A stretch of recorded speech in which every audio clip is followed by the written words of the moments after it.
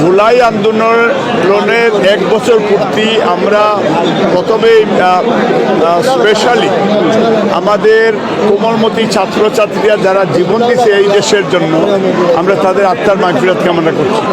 এবং এই দেশের জন্য 52-এর ভাষা আন্দোলনেও শহীদ হয়েছে আমাদের ছাত্র ভাইয়েরা, মুক্তিযুদ্ধেও হাজার হাজার লক্ষ লক্ষ মানুষের জীবন দিয়েছে, মারা সংগ্রাম হারিয়েছে। এবং এরশাদ বিরোধী আন্দোলনেও আপনার নুর হোসেন সহ আরও অগণিত মানুষ শহীদ হইতে জীবন দিয়েছে। আমরা লেটেস্ট কোমলমতি ছাত্রছাত্রী সহ সবার আত্মার মাগফিরাত কামনা করছি। এখন বিষয়টা হচ্ছে যে জুলাই, অফকোর্স জুলাই আমাদের গ্র্যান্ড চিলড্রেনরা তারা আন্দোলন করেছে, আমরা তাদের পাশে ছিলাম।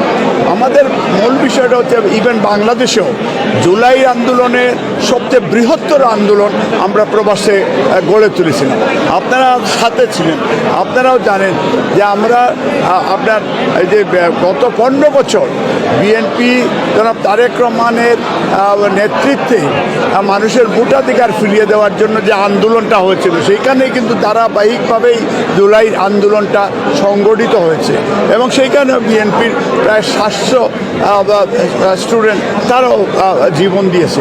এখন মূল বিষয়টা হচ্ছে যেটা আমি মনে করি এইটা মূল্যায়ন হবে যে রাষ্ট্র সংস্কার মেরামতের যে তারেক রহমানও 31 দফা কর্মসূচি 2022 সালে উনি প্রকাশ করেছেন এবং রেইনবো নেশন বিল্ড করার জন্য উনি জাতি গঠনের সবার কাছে এর আগেও বেগম খালেদা জিয়া উনি রাষ্ট্র মেরামতের জন্য সংস্কারের জন্য কর্মসূচি দিয়েছেন। শহীদ রাষ্ট্রপতি জিয়াউর রহমানের একই বিষয় 19 দফা কর্মসূচি।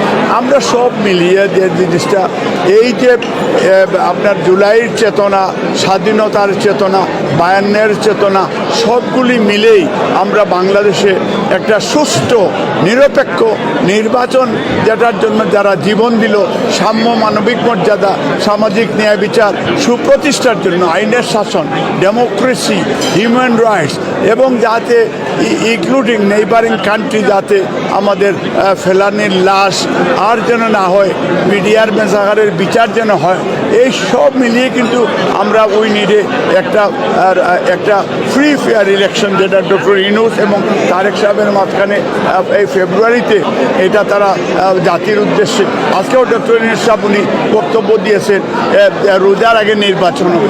এই নির্বাচনে সাংবাদিকদের সহযোগিতা আমরা চাই এবং প্রবাসীদেরও ভোটাধিকারের বিষয়টা নিশ্চিত করতে চাই।